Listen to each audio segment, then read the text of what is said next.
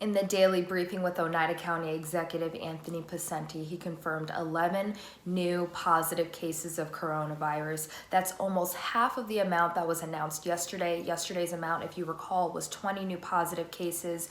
He said that we might continue to see those random days where there are more cases for whatever reason on that day, but today there was a little bit better news with only 11 new cases. There are now 324 cases within the county. 33 patients are hospitalized. 11 patients have passed away, and 113 cases are resolved. In Herkimer County's Thursday update, it reported 3 new cases of coronavirus, with their county's total now at 73. Only 1 patient is hospitalized, 3 patients have passed away, and 37 patients have recovered.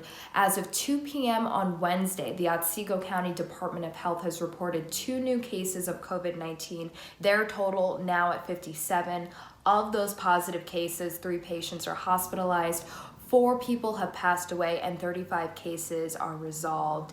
To date, 263,460 New Yorkers have tested positive for coronavirus. In Wednesday's daily briefing with Governor Cuomo, he said that the state has lost 438 more lives to COVID-19 related deaths yesterday. Cuomo focused a lot of attention on protecting nursing homes and ensuring that they are following the law and new regulations in place during this pandemic. Some of those new guidelines include that they must supply all workers with PPE and take their temperature to ensure that staff members are well. All residents that test positive for COVID-19 must be put into isolation. The staff that takes care of residents with coronavirus must stay separate from the staff that does not care for residents with coronavirus. If a facility does not have the capacity to take care of a resident that's positive for COVID-19, then they must transfer them to a facility that can give them the proper care that they need. A nursing home must notify all of its residents and their family members within 24 hours if any resident has tested positive for coronavirus or if any resident has suffered a COVID-19 related death.